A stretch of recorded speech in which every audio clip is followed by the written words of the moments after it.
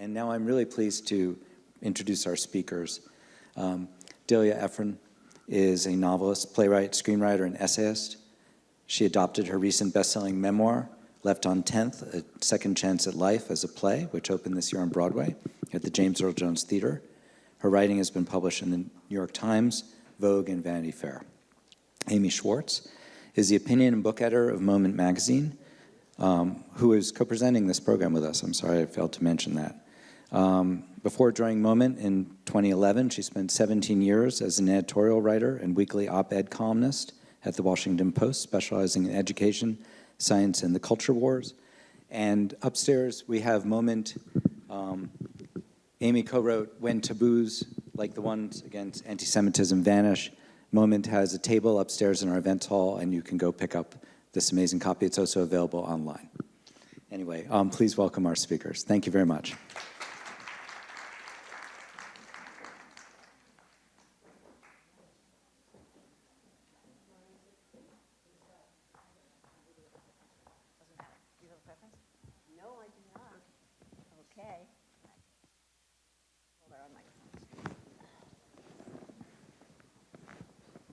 Okay, is this on? Great.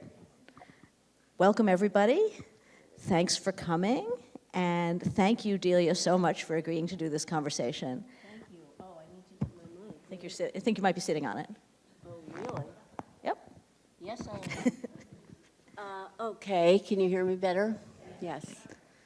So I mean, I have so many questions, but I won't get to a fraction of them because we're also going to take audience questions toward the end. At which point I hope they'll turn up the lights because I can't see anybody. So there are two really big subjects here, obviously. One is the book itself, your memoir, about great joy and great pain, right? About leukemia and love. And the book, as Josh said, is on sale at this event and makes a great Hanukkah present. I recommend it highly. And the second subject, just as interesting, it seems to me, is how that book was transformed into the wonderful play that's now running on Broadway. So let's start by talking about the book. Okay. So you'd written some novels, but you'd also written other memoirs, and you've said that this one felt like it was just handed to you, and at a time when you thought you'd never write again.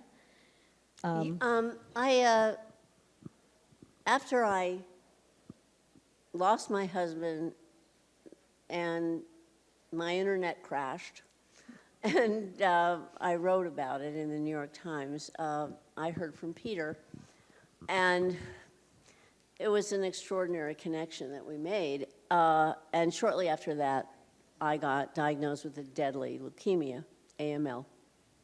And when I survived, rather miraculously, I had a very cutting-edge bone marrow transplant. I have baby bone marrow, I would like to say, very proudly. And I was very traumatized. I think anybody that goes through an illness like that with the amount of, the cure is fairly brutal, absolutely. And so I was quite traumatized, and weirdly, I mean very weirdly, like about 2 years afterwards, which is just about the time when they tell you, well, it worked and you're fine, COVID, literally that month, COVID struck. And I was kept in the house. And you know, when you have AML and you're going through a treatment like this, you can't go to restaurants, you can't go to the theater, you can't go out anywhere. So now I couldn't go out anywhere either. And I knew, God, I'm a writer, I knew I had a story to tell, because it had everything that drama needs. It had loss, it had fabulous love again, it had threat, had terrible foe, and it had a hero, Peter. And you. And me, And yes, you. but I didn't like to think of myself that way because I'm the storyteller. So We'll get to that. But it was this gift. It was a way to, I mean, almost everyone who goes through a terrible disease or has someone they deeply love who goes through it ends up with PTSD. It must be just rampant among people over 50. And this was just incredible gift that I could sit down, I couldn't go out, I just sat down and wrote it. And you said it sort of just came to you like that. This Well, is a story, I have mean, it. writers know when something is a story. Right. And I knew it was a story, and I'm very comfortable writing personal essays. So in that sense, but it was also kind of a treasure hunt because I didn't remember an enormous amount about what happened to me in the hospital. So then I got to interview all my girlfriends, and they would tell me just horrible things, which I loved for my book, like you ripped off all your clothes in the ICU. Well, I have no memory of being in the ICU. I was there 6 days, and I do not have a single memory of it, but Meredith filled me in. So I got to, discover what I went through as well in wonderful conversations with girlfriends and talking to Peter about it. And so it was just an amazing journey to write this thing. Well, it's interesting you say that because I can imagine a parallel universe in which going over the experience again in so much detail could be re-traumatizing. But this sounds like it was really sort of affirming and you're processing it. I wonder if it can be re-traumatizing because I think the act of creating something else out of it is actually not a traumatizing act. So I'm not sure that that's true. Maybe I mean, I guess it could be, but I didn't expect it to be, and I didn't find that it was. I sent for my hospital records. I had 6,000 pages of hospital records, okay? And I just gave up around 4,000. But I mean, it would have things that are like, patient can't recognize her own palm. I mean, things that made me laugh. I mean, and yet, of course, that's pretty serious. Right. So that there was, I don't know, I don't think it could have been traumatizing. I think it could only be healing. It's 'cause for me anyway, for someone else perhaps. And because you were writing. Yeah, Like if you'd just been going over it, maybe. No, that's right. If I Yeah. was just reviewing it, I think it would have been. But I had a goal. Yeah. I had yeah. a story to tell. Create How would I? something How can I tell this? Right. So let me step back a little bit. I don't want to put a sociological framing on this, but I can't help thinking. You talk about, one of the things you said was everything big happened to you in a 4-year period: loss, love, illness, friendship, survival. I was thinking that not that long ago, and certainly in publishing and pop culture, there was a feeling that nothing of any interest could possibly happen to women after a certain age, right? Oh, I They guess didn't- that's the other great thing. Women read books. How great is that? There's an article in the paper the other day about how women are the only ones practically I now saw reading that. books. Yeah. So, and older women read more books than younger women do. So there's an audience. And that's not really true in movies, where they're constantly looking to hit the 15-year-olds and the 20-year-olds. And this is a different world. And it was a very conscious thing for me as a writer when I started to think about my career, when I got sane enough learning how to write, that I began to think, what do I want to write? I thought about, well, if I write movies, writers are fired off movies all the time. They don't own the material, and they're just used like Kleenex. So there's a kind of, I wanted to have my own stories to tell. And I thought, okay, I've got to write books if I do that. And then I set about trying to manage that. I'm actually a fairly chaotic person. But when it came to crafting my writing career, I was very orderly. You knew these were stories that weren't being told. I knew that I had to learn to write. I began writing craft books. My first book's The Adventurous Crocheter, okay? And then I knew how to write directions, and I thought, well, I better learn to write more than that. And then I started writing humor, and then I thought, well, I can't just be a humorist, I have to. So then I started writing personal essays. And then I think that was about Nora wanted to be a director, and she wanted a collaborator. So I began writing screenplays. But then I thought, if I do this, I'm not going to tell my own stories. And I thought, I've got to learn to write novels. And that's the hardest for me. I mean, oh my God, is that hard? So I really did set goals. And I'm glad I did, because it's late in my career now, and I feel like I made choices that made me happy. Yeah, and I wonder if, maybe you were part of this change in the culture where these are stories that are now appreciated and can be on Broadway. Yeah, I hope so. Yeah. Well, and just to continue on that theme for one more question, when I went back to the memoir after seeing the play, I saw, you're very explicit about, this happened over 70, it's hard to get this, sometimes this treatment isn't offered to people over 70. It's so unusual to fall in love again over 70. In the show, in the play, it's not quite that explicit. I mean, Juliana Margulies is incredibly like you, but she could sort of be any age? Was that? Well, do you think she's definitely not 70. Okay. Okay. All right. And that was a, That was a conscious choice, or? I'm not sure how old she is. It's 59 or 60, I think. That's the kind of thing that happens when you start casting, because she is so perfect. And it does work for, I think, the story can be told for anyone over 50. It seemed, I mean, if I cast someone 20, it would have no meaning at all. Right. Obviously. But I feel that she is as perfect as she could be. So I'm in bliss over that casting. So I have many more questions about the process of turning this into a play, but I've just got to ask first, how in the world did you get her to talk so exactly like you? Well, first of all, I'm not even aware of that. I'm not, and I didn't realize she was doing it, and I still don't actually see it. She said occasionally she has a car that takes her back from must be part of her contract. It's not in my contract, but we live a block from each other in the village. So she gives me rides home, and she said she was like stealing things from me all the time, and I just never saw it. And I was really scared because I don't really like it when actors swallow you whole. I was terrified I was going to some sort of, I don't know, the way I always use my hands or something, that her hands would be flying around all the time or something. But I feel like she captured me inside. I have to tell you that we think that Beshert is the word that defines this whole play. And it's partly because when Peter read my first email to him, he said aloud to himself, Beshert. Everyone knows this word, right? It's a Jewish festival. Important word in the play. Yeah. But I feel that almost everything in the play is kind of Beshert. And when I was reading Juliana's memoir, it's called Sunshine Girl, and I realized she lived near me. And I thought, God, why haven't I ever bumped into her? And that afternoon, that very afternoon, I'm walking my dog down 10th Street. I turn onto 5th, and my dog sniffs another dog. And I look to see who's walking that dog, and it's Juliana. And I said, are you Juliana Margulies? I got completely shy.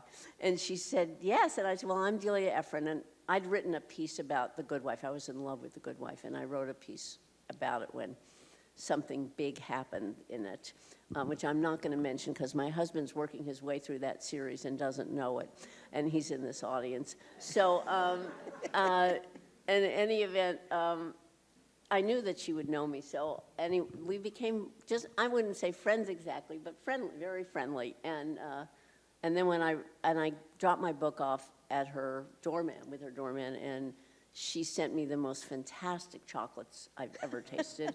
And so when we had this play, it was just such a natural thing.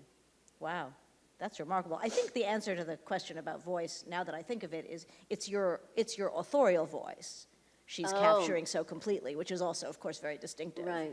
So, actors just love to do that. Yeah, well. I mean, that's what they do. Yeah. So, okay, well, I want to know more about, so how did this memoir end up becoming a Broadway play? Like, whose idea was that, and how did you do it? Well, I was writing it, and I'd never done a full-length Broadway play, and I was writing it, and this thing happens to writers. You think, this could be something else. What else could it be? And I thought, I think it could be a play. And I wanted to try that. So I knew Daryl Roth because she's this fantastic producer on Broadway, and I knew her because she was the producer of Love, Lost, and What I Wore, which is something Nora and I did together. And another play you adapted from a book. And so I gave it to her, and I said, I think this could be a play. And she said, absolutely, I agree. And she said, I think you should meet Susan Stroman. Well, I mean, for me, I grew up on musicals. I'm obsessed with musicals. So I just about fainted, and then I said yes. And I met with Susan Stroman, and it happens, Susan Stroman lost her beloved husband to the same disease that I battled and Nora battled, AML.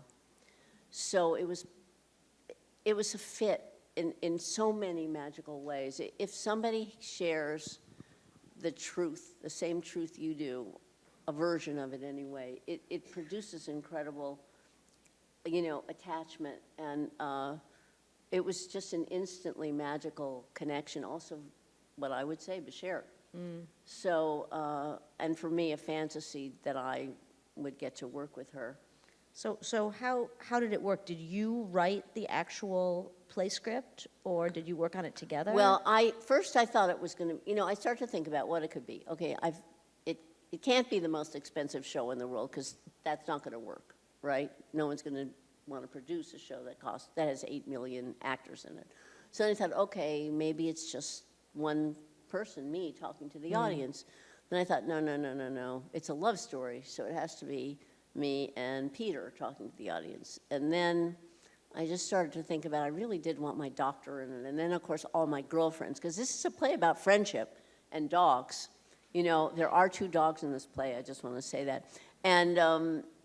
And so then I thought, well, I bet I could have 2 other actors and they play all these other parts. So that was your idea? Oh, absolutely. Okay, it wasn't just a Yeah. budget thing. No, but I was in meetings with It's very Susan clever, Stroman, yeah. and we would figure, and I would say that, and she would say, when I said, should we have dogs? And she said, oh, yes. She's so game, I thought.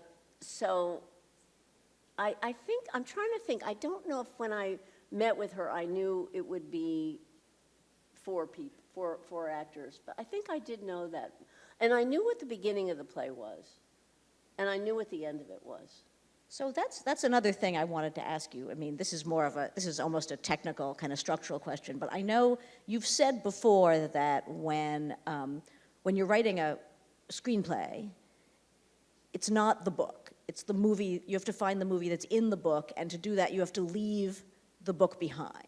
Yeah, that's true. And I'm just curious, I suppose something similar must be true of writing a play, but It's always true. Is it the same? If you dramatize something, you have to look at where things fit in the drama. The eclipse, which ends the show, is actually in the middle of the book. Right, it's just a because that's when passing Peter thing, and I, yeah. in fact, in life, it's remarkable how totally true to the book the play is. but not in a literal if there's way. Yeah. If there's only 4 actors, then that's the maximum that can be in a scene, actually, and so all sorts of things start to work in your mind. I want to say I always met. Well, first of all, Susan Stroman is called Stro by everybody in the universe who knows her, and I was just so embarrassed to call her that. So I asked her if I had to. And she said, yes, I did. And so I will refer to her here as Stro, and don't think me obnoxious, please. Anyway, we would always meet in person, which I think helped enormously. I first just did a very rough kind of outline of it, not even scenes. And then, this is how ignorant I was. I said to her, do I have to have scenes? And she's so kind. She said, well, scenes tell the actors and the director and all the designers that something new was happening, that it's a different time or place or mood. So I thought, oh, and she said, but you don't have to have it if you don't want. All right. Wow. So anyway, so my play has scenes. But that's the level, that's the kindness that she gave to me and the level of ignorance that I entered this with. But as I said, it's very innately dramatic. Right. So for those who haven't seen the play, I would never engage in spoilers here, but it is true that when the audience comes into the theater, where there might be music or nothing, you're hearing this recorded Verizon voice, and the whole beginning of the play is Delia, Juliana, on the phone with Verizon, struggling to get her internet connected, and. First of all, I think it's fascinating to me that you knew right away that was where the play started, because it doesn't happen until there's a whole section of the memoir before that happens. But also, I've got to ask, your first novel was called Hanging Up, and it was about a difficult father who spent all the time calling his daughters on the phone. So is there something with you and telephones? Yeah, there must be, actually. No, there must be, because my father drove us all completely crazy. I mean, he just called all the time. And one day I said to him, Dad, please, And he said, "Oh, Dee Dee," he said, "I live half my life in the real world and half on the telephone." And right away, I knew I had a novel to write. And that was your About the death of a father called Hanging Up. I knew it the minute he said those words to me. I thought, I have to say my parents were extremely, I don't know, fantastic in giving their children ambition and drive. But they were terrorists about each other, and they both were terrible alcoholics. And so I had a very, very difficult childhood. But mixed in with it was stuff like this, you know, where my dad would say something like that to me, and I would understand it was a story to tell. So do you think there's any connection between these two phone dramas in your life? No, there's no question. I've always loved the telephone. I loved it. I used to talk for hours as a teenager, and the wallpaper in our house had little leaves, and we put everybody's phone number inside a leaf. And yeah, no, I like the phone a lot, and I still clock hours with my girlfriends. And in the play too. Yeah, you're often in the on play the phone. too. But Yeah. you know, yes. Or reading. Dina and I are on the phone a couple hours a week. Wow. Yeah. Yeah, that wouldn't work on the stage completely, but you make it work somehow. Yeah. That all this conversation. So, can you talk a little more about how the play that emerged, how the themes, how it was so clear to you that it started with the cutoff? Obviously, that connects. That's how you and Peter come together, and that how you knew the totality was going to be the. Well, actually, I was talking to a friend who's a director. Alfonso Gomez-Rayon is just someone I'm friends with. And I was talking to him about it as a play, and he said, "Yeah, well, the most universal thing in the show is that Verizon thing." You know, and I might have come to that myself, but the minute he said it, the great thing about being a writer is that your friends are writers or creators, and they give you ideas. And then I knew right then that the audience was going to have to listen to that awful repeating message while they sat down in the theater. And I'm always wondering why they're talking, why they aren't listening to it more. It's hysterical why I would think they would. Anyway, so I knew how it began. And then he started talking about how you could transform the theater on an eclipse. And I thought, aha. But the reason it ends with the eclipse is that there's an idea in the play about totality. Because you have to find something people leave the theater with, not just the story, but something more to think about their own lives. And totality is an idea in the play, which is to say that you have to go for it. You have to go for the joy. You have to take the risks. You're going to get some pain. But it's about really going for all the things that life can offer you. And an eclipse is totality. If you've ever seen a total eclipse, it's one of the most magical things in the world. And it's a total eclipse. I don't mean 2% less or 4% less. I mean an actual total eclipse is so remarkable. It just connects you to every person that's ever been on the planet. So I felt that this play should have an idea behind it, a metaphor. And the eclipse gave me that. And then it becomes something they talk about because it was something, I was very scared to fall in love again after I lost Jerry. And Peter really had this notion of that we have to keep living. And it was his idea, I think, when the first time I ever heard that word totality was something that Peter said to me. Right. So, you know, life just went into this play. So it sounds like, I mean, the metaphor, it's not different really from the memoir and its themes. I mean, the memoir has the subhead of the title in the memoir is A Second Chance at Life, as you can see here. And that's a little different from the theme about the totality. Did it surprise you that turned out to be what the play was about? Not really, Yeah, it's no. in there. I mean, you know, Stroh and I talked about it and you know, said, what do we want them to leave the theater with? And then you just start to think, what makes this a play that is hopeful and that makes you think about your life and when you've taken chances and haven't and why. And, you know, I think that makes it worthwhile. In addition to the joy, I mean, one of the things that Stroh did is she took this story and she just infused joy into it. And we're both basically light in the sense that we both like comedy. I mean, I can find something funny and an incredible amount of darkness. And so, and she's just very joyful. So there's dance in the play, and when you start to collaborate with someone, it's very exciting, because I thought, oh, Jerry and I tap danced, and Stroh was this gorgeous choreographer. So I thought, oh, why don't we have some dance in the play? So that's when collaboration just gets tremendously exciting. Anyway. You used to collaborate, obviously, famously, with your sister. Yes. So was this different? Yes, it was. First of all, I'm the playwright, all right? And You're the alpha. And yeah, no, but I'm not the alpha. But I'm in an equal place with her. Oh, I see. You know, and a screenwriter is really basically the younger sister. No matter what screenwriter you are the younger sister. So I would say, and then Nora and I have so much history, you know, so, you know, that's another story. We had so much fun together, Nora and I, but I would say that she was very much in charge of the movies. It's not live every night, you know. It's the whole process is different. The rehearsal is so different. We're right there, you know, with the actors, and then they put the whole scene up there. It's not done in little parts. It's not put together in an editing room. It's just put together right in front of your eyes. And every night is different. Every audience is different. So it has a kind of aliveness, which is very, very thrilling.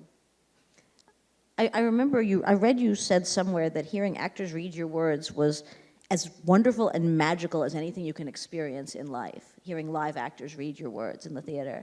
Is that still true if you go to see it, you know, night after night, or Yeah, well, do I you don't not do go that? night after night, but I do go a lot. It's bad. I mean, I can't help it. And also, it's just running till the end of January. You should all go if you haven't gone. Go see it. And so it's just a fixed run. And so I go at least a couple times a week, and then I check in with the actors. You know, it's hard to, you hand it over, you know, and then it's theirs, and it's so much fun. It's really fun. Do you want to tell a little bit of the story, the Beshert piece of the story, how you and Peter came together over the Verizon piece of all things, just for those who aren't already? When I wrote this piece about Verizon, it really does turn out everybody hates Verizon. And I got so much mail, you would not believe, which actually I couldn't access because I had no internet. But eventually I did get internet because, of course, since I wrote something in the New York Times, I got a call from a special person at Verizon and named Rosie. And she fixed my internet. And then I'm reading all these letters, and it was really 6 months later that I got an email from Peter, and we had a couple of dates when I was 18 years old. All right, and I don't remember them. I still don't remember them. Thank God he did, because he's fantastic. But it was a very Beshert thing, because I had also just been invited to speak to a bunch of Jungians in Houston. And I did not know what a Jungian is. They're followers of the psychiatrist and thinker Carl Jung, and they're sort of a branch of the psychoanalytic community. And I said to myself when I got this invitation, first I thought, why the hell did they ask me? And the second thing I thought was, what's a Jungian? I better meet one and find out. And then I get this email from Peter, and he's a Jungian. I mean, he said, I'm a Jungian psychoanalyst. I just couldn't believe it. So it was very Beshert. And he wrote the loveliest email, and I wrote one back, and we just started to communicate. But when I wrote him back, there's a line that I said to him in it, and I'm not going to tell it to you. You have to go to the play to find that out. And he said Beshert to himself. And it was like it was instant recognition of a soulmate. And so we began to correspond all the time, and I really did think I'd fallen into You've Got Mail. Here I was in my own romantic comedy, and then, of course, it got real. Right. I think even on the flyleaf of the memoir, the second paragraph begins, but it wasn't a rom-com. Yeah, no, it Next is not. thing she It had is not cancer, a you know. rom-com. So- We call it a rom-trom at theater. Oh, I like that, a rom-trom. Like, yeah, okay.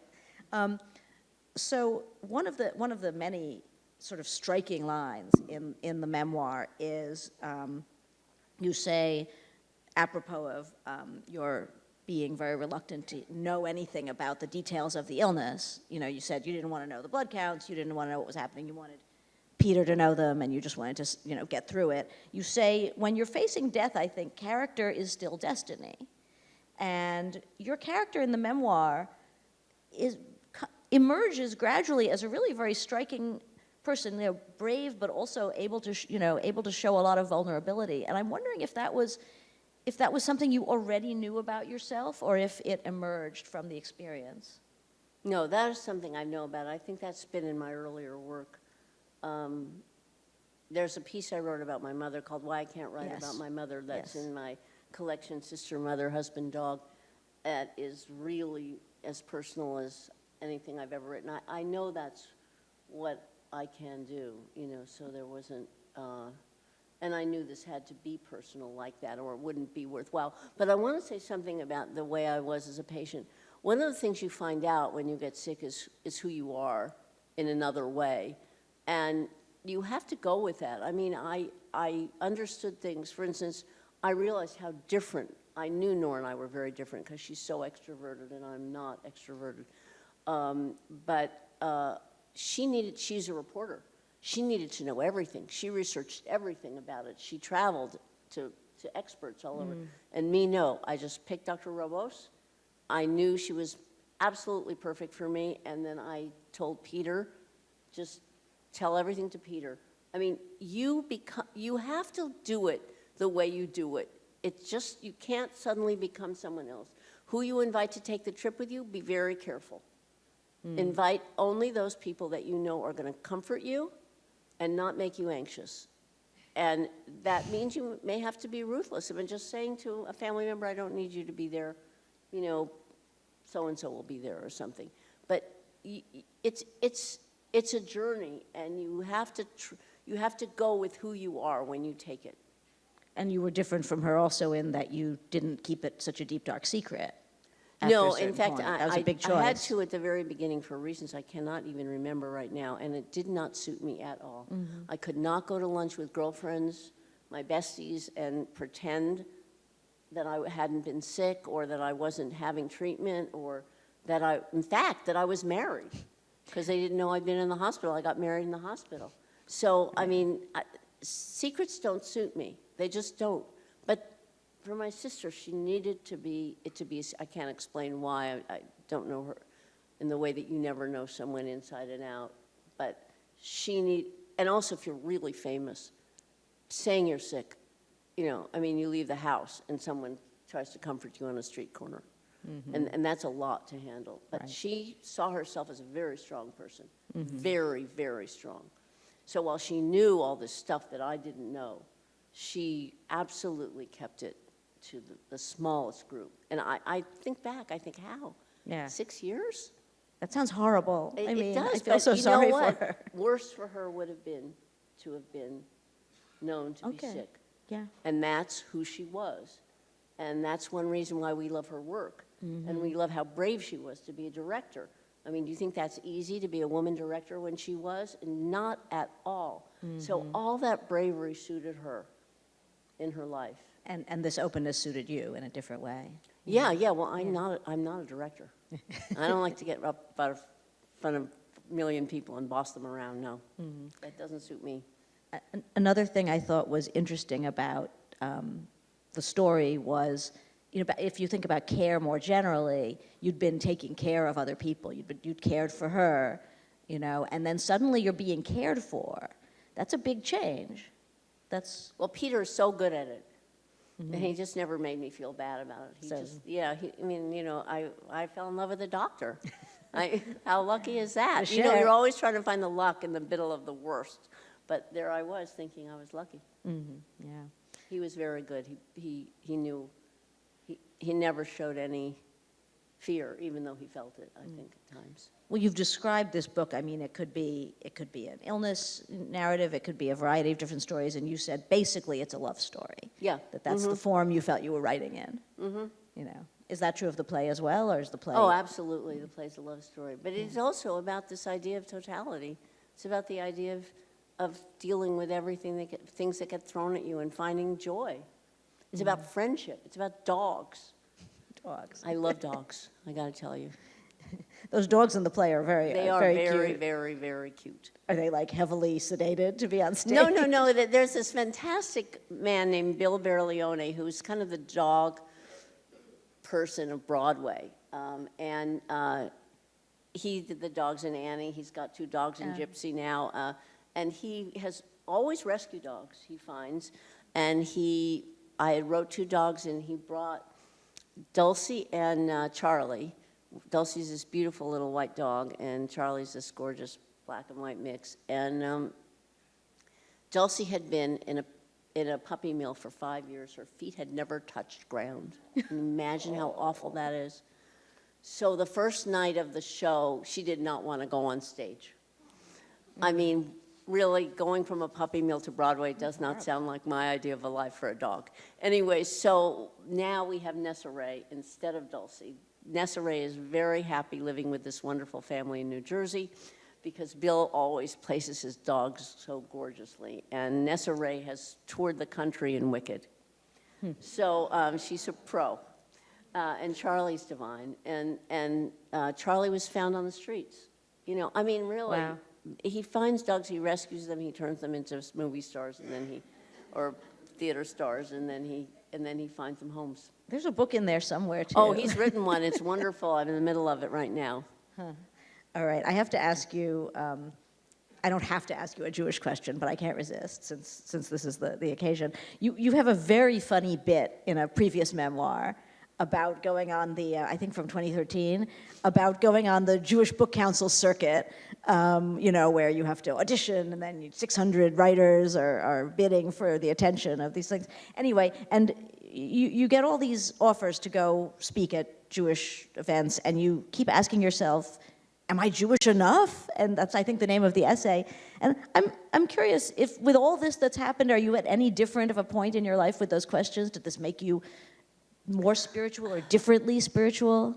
I mean, I was raised in a very culturally Jewish home. I mean, a worship of books and lox and bagels and lox, onions, and eggs and comedy and writing and all of it. And it was and I thought about the Holocaust probably every day of my life, from being a child and hearing the stories. I mean, it's very defining to be Jewish. But my mother was absolutely against organized religion. She said, she always said everything 40 times. Religion is the cause of all wars, she said that. And she's right. And so I did not actually ever go to a temple until I started going to other people's bar mitzvahs. Nope, there were no bat mitzvahs when I was a kid. Right. There were only bar mitzvahs. And that was the only time I ever had any. So I've never had any real Jewish education. So when the Jewish book tour came up, I thought, oh, I should try out for this. But actually, the whole thing really upset me because I thought that the tryout, with all these writers just lined up having 3 minutes to sell themselves, from the very beginning, I was put off by it, And then often on the tours, when I got a lot of invites, you would be put at a hotel where they didn't have breakfast, which is very thoughtless if someone's traveling from one place to another. 15 minutes, we're going to stop. Yes. Anyway, so I have to say, I began to think, am I Jew? I began to resent these people I loved. It wasn't a comfortable fit for me. I was upset about it, so I found a way to sort of write something funny about it. But it wasn't actually funny. I mean, if you're writing and you're being taken to this, that, and the other place, your books should be part of the luncheon. They shouldn't just be, oh, maybe they should buy a book. I mean, you're going a long distance as a writer to bring your story to them, and then I thought that it should come back at me better. So I actually wrote that out of a sense of disconnection that I felt when I thought I was going to have a really great connection. Oh, that's So it came out of almost a sorrow. Now I feel badly for They- finding it funny. Well, all the writers, you know? Yeah. I mean, Well- having to stand up like that Well, and yeah. sell ourselves. Yeah, I think probably a lot of people in this room have done that tour. It's quite a Yeah, well, the phenomenon. other people I talked to on the tour, they weren't much happier than Yeah, me. That's interesting. Okay, so we have time for some questions, but I just to not end on a sad note Right, no, or no, a no, negative I'm note. glad I did it, but You still. know, but I'm going to be purely self-indulgent, and I'm going to quote something, maybe my favorite line from the memoir, which, I mean, there are so many wonderful lines, but this one's just so meta, it really got to me. You talk a lot in the book, a very important character is your doctor, Gail Robos, Yeah. who's almost like your sister, and, you know, she's this unbelievable tower of strength, and at one point, you're going through this terrible depression, you're coming back from some part of the chemo, and you write to her and saying, it's a particular kind of hell to come back from this, weakness and fear and trauma. And she texts back, quote, you will bounce back strong and fit and fabulous, and then write the best screenplay ever, and Julia Roberts will play me.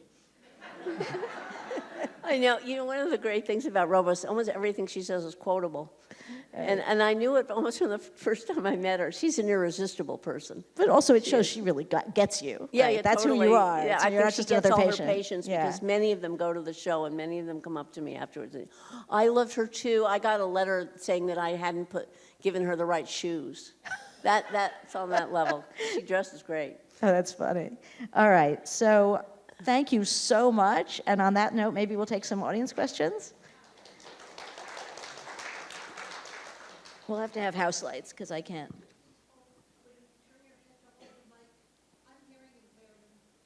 Would you stand up and speak as loud as you can? I'd be happy to. Thank you. I'm asking if you could please move the mic when you turn your head, because every time you turned your head, I lost whatever it was. Oh, that is so sad. I don't even know what to say. Okay. I'm just asking during the questions if you could be good enough to. We'll try. I'll try my best. Sorry about that. I think it's on. I think it's being recorded. If you want to check and see what you missed. Okay. Any questions? You want to stand up and yell? When I walk by the outdoor, I'm interviewing your sister, and it's like a mecca for me. But what I'm curious is, you know, we always ask what your process is, or your great writer's process is, and in particular, like how your mother influenced you as a writer. What affected your process? Who influenced me as a writer? Your mother. Oh, my mother. Oh, my A God. big question. All right. Well, all four of us sisters. do you wanna all say four of us sisters became writers. Okay, and my family, storytelling at dinner time was a big deal. I mean, I learned to tell a story at dinner, and every time I said something funny, my dad shouted, "That's a great line. Write it down." And I won't say my mother said that we should be writers, but this was the 50s, and she was the only working mother that I knew. And she was so proud of it. She always used to say, I don't have time to go to open school night because I'm a working mother, all right? And I was very proud of her. I did not think that was a little odd, which now, looking back, it really was. And she never talked about getting married or having children. Sometimes she would say, oh, if you have children, I'll come and stay in a hotel nearby. And this is what she said about weddings. She said, elope.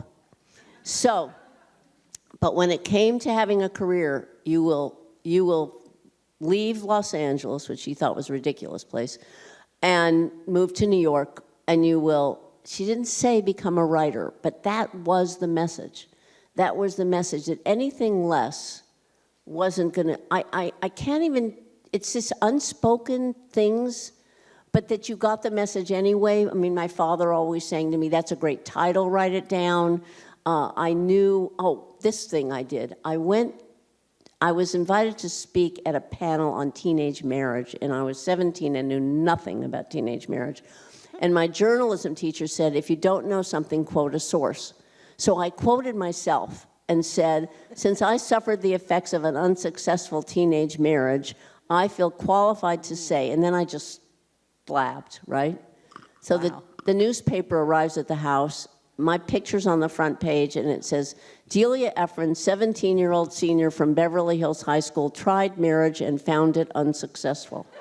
Okay? no. That's the first line. I'll never forget it. My parents thought it was hysterical. They did not lecture me on dishonesty or anything like that. They just put it on the front door. And then mothers called my mother, which they never did, by the way, and said how sad they were for her, that she had such a mess of a child, which she thought was hysterical. So my fantasy life, my attempts at being funny were always praised. So you knew you were funny. There was never I any knew. question. Oh yeah, I was the funny one. You know how in families everybody has a name. I was the funny one. More questions? Anybody else? Back there? Stand up and yell.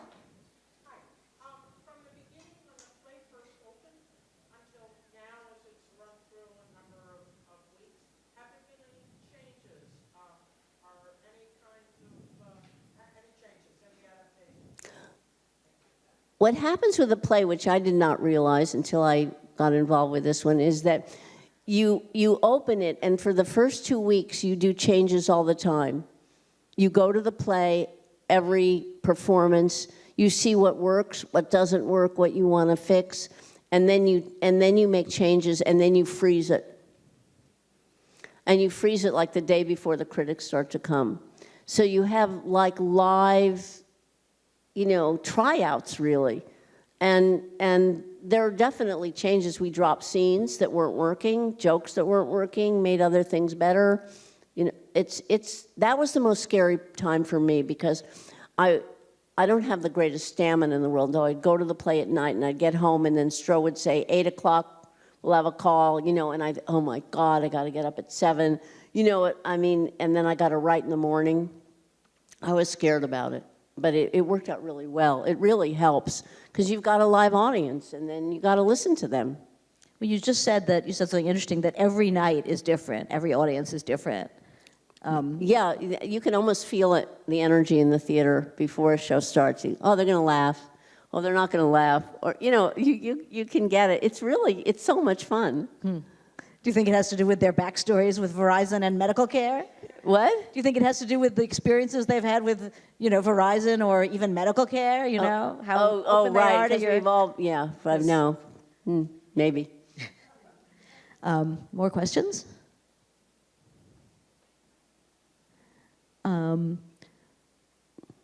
Okay. Yes. I can't see anything from up here, but if you have a question, go ahead. Yeah, okay, I see you. It was more of a statement. My cousin's mother had the exact same illness and was in the same place on the 10th floor, I guess, of your Presbyterian. And I, by the way, have read the memoir and essays and adored. I have not yet read Left Untended, but I'm going to get it today. But when she was reading it while her mother was very close to death on the 10th floor, and she had the same bone marrow transplant and is now, I think, 2 years past, but she interpreted Left Untended, and it might be in the book, but I don't think so, as the idea that somebody would leave you on 10, and she couldn't shake this idea, and I was just wondering if that double meaning is part of this, in any way was part of your thinking, if she thought, my mother will leave me from the 10th floor. The title Left on 10th. No, wait a minute. I had that title for like 5 years before I knew what it went with. Then it was just my way home, and then it began to have metaphor. But then my husband died and I was left on 10th. And then life took left turns and it was like, oh, okay, left on 10th. Life's throwing stuff at me. So yeah, that title has all that, I hope. For me, that's what it is. And that was another thing my mother and my father always said, that's a great title, write it down. So I've always had titles for things before I knew what they went with. I'm sorry, I hope it didn't upset your mother. No, my mother's dead. No, Okay. my cousin who had the illness. Oh, okay. My mother's first cousin, and then my first cousin, once removed, was obsessed with it. No, she just was convinced, and I said, is there anything in the book to support this? And I Yeah. said,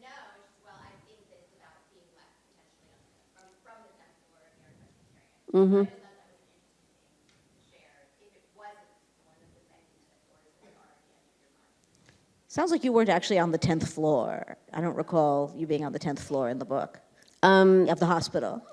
Yeah, I was. Oh, so it was. maybe- I was in fact on the 10th floor of the Okay, hospital. so That's maybe- also true, but I never thought of it that way. Yeah. Interesting. Okay. One more question, maybe? Yeah? Okay, two, sure.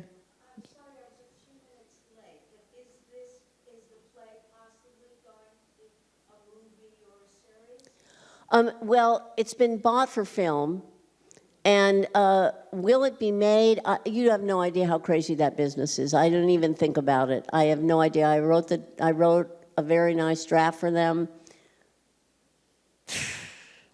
Huh. Do you think Really, that would... I don't.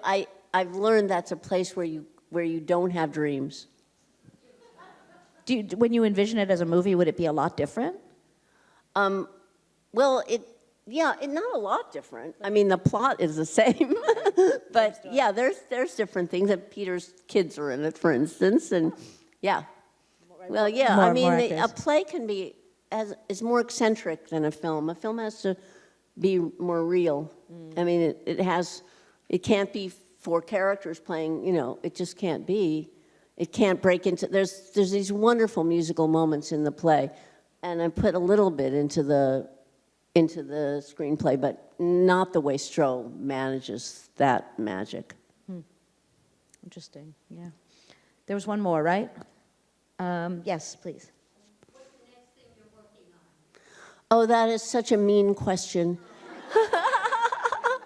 I don't mean that really. I have absolutely no idea. I've never been as involved in anything as I have in this, and since it's a 5-month run, and there are these kinds of events all the time, I've never been as exhausted.